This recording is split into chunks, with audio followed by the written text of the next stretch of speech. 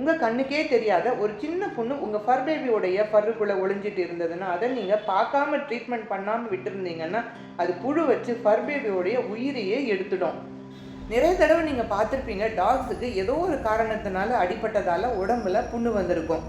அந்த புண்ணும் அவங்களுடைய ஃபர்ருக்குள்ளே ஒளிஞ்சிட்ருக்கும். அது உங்களால் கவனிக்க முடியாமல் போயிருக்கும். அந்த புழு நம்ம கவனிக்காமல் இருந்ததுனால ரொம்ப நாள் கழித்து நம்ம பார்க்கும்போது ஒரு 4-5 நாள் கழித்து நம்ம பார்த்தோன்னா ஆறாமல் இருக்கிறதையும் நீங்கள் பார்த்துருப்பீங்க. அந்த புண்ணு எதுக்காக ஆறாமல் இருக்கிறதுன்னு தெரியுமா உங்களுக்கு? அதுக்கு முக்கிய காரணமே அந்த புண்ணில் மேகட்ஸ், அதாவது புழு வைக்க ஆரம்பித்ததுனால தான் அது ஆறலை. நான் இந்த வீடியோவை செஞ்சதுக்கு முக்கியமான காரணமே ரீசெண்டாக நீங்கள் ஷார்ட்ஸில் பார்த்துருப்பீங்க, ரேம்போவுக்கு யாரோ அடித்ததுனால புண்ணு பெருசாகி புழு வைக்க ஆரம்பிச்சிருந்தது. நம்ம ரெஸ்கியூ பண்ண வீடியோவை பார்த்துருப்பீங்க. ரேம்போ வச்சு தான் இந்த நிகழ்வை உங்களுக்கு புரிய வைக்க ட்ரை பண்ண போகிறேன். நீங்கள் யாராவது உங்கள் ஃபர் பேபி இல்லை தெரிஞ்ச டாகுடைய உடம்புல ஏதாவது புண்ணை பார்த்தீங்கன்னா கொஞ்சம் நல்லா ஒத்து பாருங்கள். நாள்பட்ட புண்ணாக இருந்ததுன்னா அதுக்குள்ளே சின்ன புழுக்கள் இருக்கலாம், இல்லை முட்டைகள், இல்லை லார்வா இந்த மாதிரி இருக்கலாம். உங்களுக்கு தெரிய வரும், நல்லாவே தெரியும். இதை நம்ம விட்டுட்டோன்னா இன்னும் கொஞ்சம் நாளில் ஒரு 2-3 நாளில் நல்லாவே பெரிய பெரிய புழுக்களாக கூட மாறிடும்.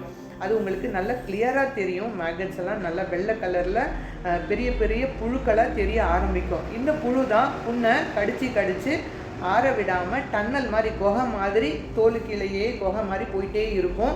புண்ணும் பெருசாகிட்டே போகும்.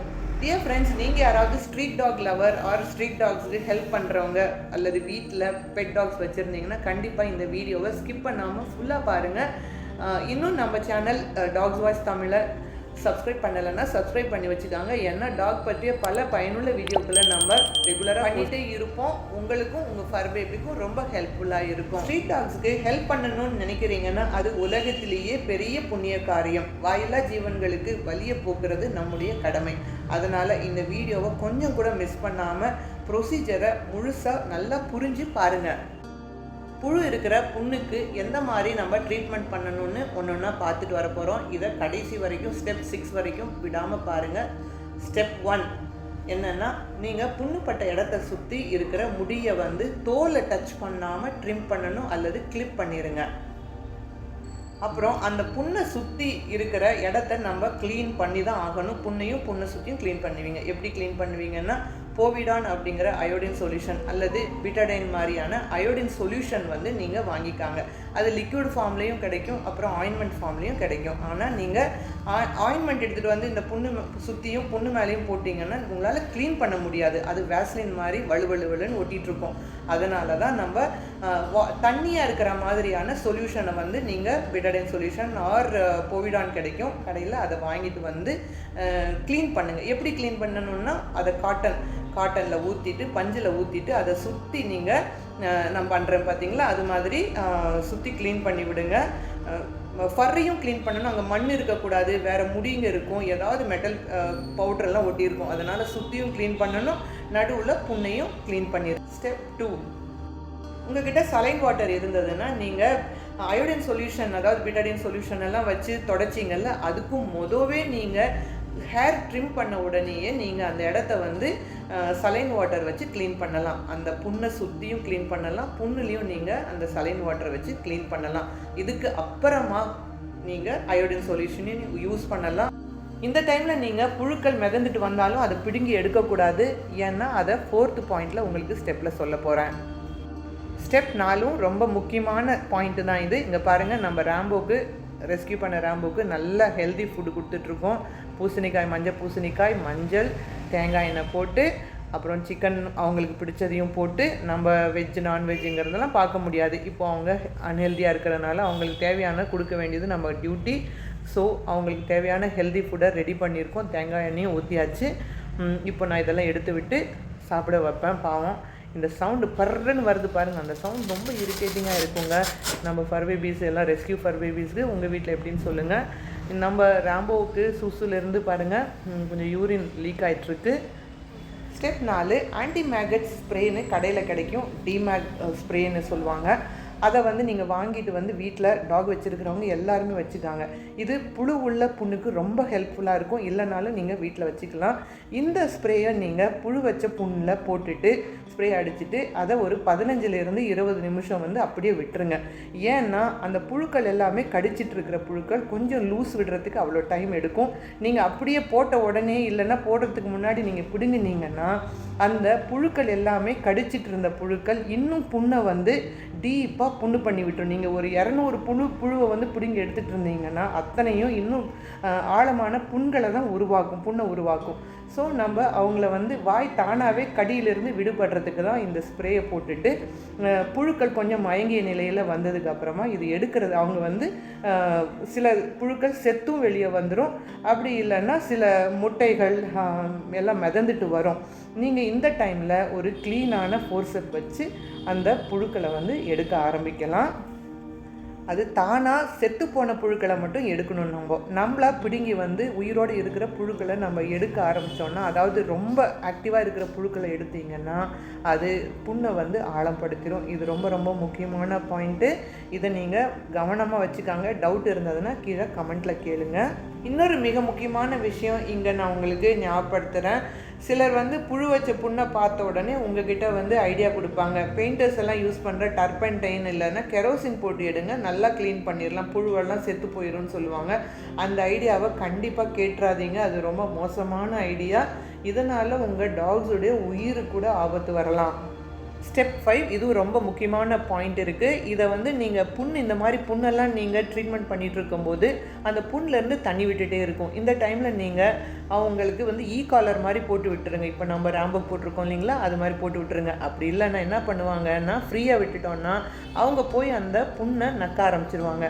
நக்கும்போது அந்த புண்ணு இவங்க வாயில் இருக்கிற பாக்டீரியானாலும் புண்ணு வந்து ரொம்ப இன்ஃபெக்ஷன் வச்சிரும். ஸோ ரொம்ப கேர்ஃபுல்லாக இருக்கணும். ஸ்டார்டிங் ஒரு 4-5 டேஸ் வந்து நீங்கள் க்ளீன் பண்ணிகிட்ருக்கிற டெய்லி க்ளீன் பண்ணுறீங்களா ட்ரெஸ்ஸிங் பண்ணுற டைமில் கண்டிப்பாக அந்த புண்ணை வந்து மூடி வைக்கக்கூடாது. அது டாக்டர்கிட்ட கேட்டுட்டு புண்ணை பார்த்துட்டு தான் அவங்க சொல்லுவாங்க என்ன செய்யணும்னு ஃப்யூச்சரில்.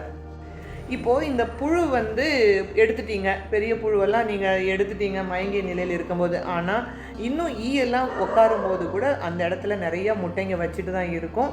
ஆல்ரெடி இருந்த முட்டைகளும் இப்போ குஞ்சு பொறிக்க ஆரம்பிச்சிடும். இதனால தான் நம்ம வந்து இந்த க்ளீனிங் ப்ராசஸ் நம்ம பார்த்தோம்ல, ஃபஸ்ட்டு செகண்ட் தேர்டெல்லாம் பார்த்தீங்களா, அதை வந்து 3 நாள் இல்லது 3லேருந்து 5 நாள் வரைக்கும் இதை கண்டினியூ பண்ணுங்கள். அப்போது அந்த முட்டையும் தரோவாக கிளியர் ஆகி வந்துடும். இல்லைன்னா அதுவும் புழுவாக அங்கே மாதிரி உள்ளே மாட்டிக்கும். ஸோ 4 to 5 டேஸ் நீங்கள் வந்து இந்த க்ளீனிங் ப்ராசஸை டெய்லி பண்ணிகிட்டே வரணும் விடாமல்.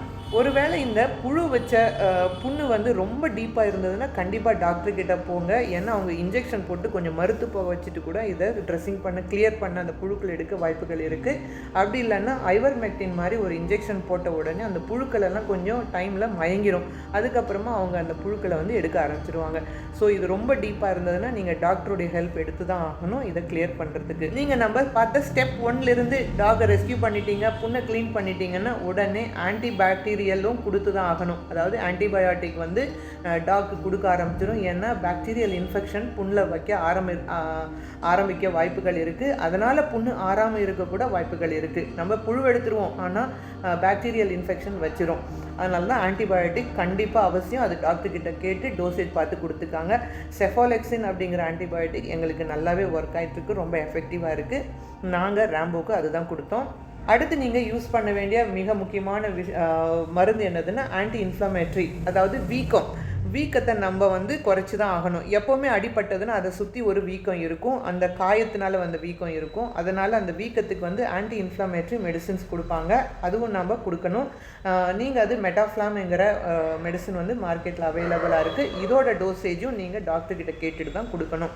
நாங்கள் ட்ரீட்மெண்ட் பண்ணிகிட்டு இருக்கும்போதே ராம்போ வந்து 2 தடவை ஓடி போயிட்டான். நாங்கள் கூட்டிகிட்டு வர சீன் தான் இது. வீடியோ எடுத்து வச்சுருக்கேன் உங்களுக்கு காட்டுறதுக்காக. இவங்க வந்து ராம்போவோட கேர்டேக்கராக இருக்காங்க, சந்தோஷ் அப்படின்னு. இதுக்கு மேலே ராம்போவுக்கு வந்து நடுவில் போய் ஒரு தடவை ட்ரெஸ்ஸிங் பண்ண வேண்டியது இருந்தது. பப்ளியும் பார்த்துட்ருக்காங்க ராம்போவுக்கு என்னாச்சு அப்படின்னு, ஏன் இவன் ஓடிக்கிட்டே இருக்கான்னு. ஸோ இந்த டைமில் வந்து ராம்போவுக்கு என்ன ஆச்சுன்னா, சரியாக இவங்க ரோட்டில் இருக்கும்போது தண்ணி குடிக்காததுனால யூரினரி ட்ராக் இன்ஃபெக்ஷன் ஆகி அதுக்கும் நாங்கள் டாக்டர்கிட்ட கிட்ட போக வேண்டியது இருந்தது. நடுவில் லாஸ்ட்டில் நான் கொஞ்சம் ட்ரெஸ்ஸிங் பண்ணிக்கிட்டேன். ஆனால் ஸ்டார்டிங் இந்த பாருங்கள் ரொம்ப கிளியர் ஆகிட்டான். இந்த மாதிரி ஸ்டேஜில் வரும்போது நம்ம தேங்காய் எண்ணெயும் மஞ்சளும் வச்சு கிளியர் பண்ணியிருக்கோம். He is doing good now. ராம்போக்கு நம்ம மருந்து கொடுத்ததுனால ஹீட் ஆயிடுச்சு பாடியில். ஸோ ஆல்ரெடி ரோட்டில் தண்ணி குடிக்காததுனால நம்ம ஃபுட்டில் வந்து நிறைய தண்ணி கொடுத்து குடிக்க வைக்க வேண்டியது இருந்தது. அவனுக்கு பிடிச்ச ஃபுட்டில் நீங்கள் கொடுக்கலாம், மோர் பண்ணி கொடுக்கலாம், சிக்கன்லேயும் தண்ணி ஊற்றுனீங்கனாலும் குடிச்சிருவாங்க, பிராத் மாதிரியும் கொடுக்கலாம். ஸோ டியர் ஃப்ரெண்ட்ஸ், எந்த ஸ்ட்ரீட் டாக்கும் புண்ணு பட்டதை பார்த்தீங்கன்னா உடனே கண்டிப்பாக ஹெல்ப் பண்ணுங்கள். நிறைய கேசஸில் சின்ன புண்ணு ரொம்ப பெரிய புண்ணாக மாறிடும். ஏன்னா இந்த மேகட்ஸ் புழுக்கள் வந்து டன்னல் வச்சுட்டு போயிடும். புண்ணு பெருசாக நான் உங்ககிட்ட கை கூப்பி ரிக்வஸ்ட் பண்ணிக்கிறேன். ஸ்ட்ரீட் டாக்ஸுக்கோ இல்லை பெட் டாக்ஸுக்கோ அடிபட்டதை பார்த்தீங்கன்னா உடனே ட்ரீட் பண்ணுங்கள். ஏன்னா அவங்களால வாய் திறந்து புண்ணாயிருச்சு, அடி வாங்கிட்டேன், வலிக்குதுன்னு சொல்ல முடியாது. ராம்போவை யாரோ ஒரு ரேக் பிக்கர், அதுவும் செல்ஃபிஷான கொடூரமான ரேக் பிக்கரை தான் ஆணி வச்ச குச்சியால் குத்தி கிழிச்சிட்டாங்க. இவங்க சிலர் திருடனுங்களாகவும் இருப்பாங்க. அதனால நைட்டில் இவங்கெல்லாம் டாக்ஸ் கத்துனாங்கன்னா என்னன்னு நீங்கள் அலர்ட் ஆகி வெளியே பாருங்கள். ஏன்னா நிறைய திருட்டு கொலைகள் இந்த மாதிரி தான் நடக்குது. இதை அவங்க ஐடென்டிஃபை பண்ணுறதுனால தான் கத்துறாங்க.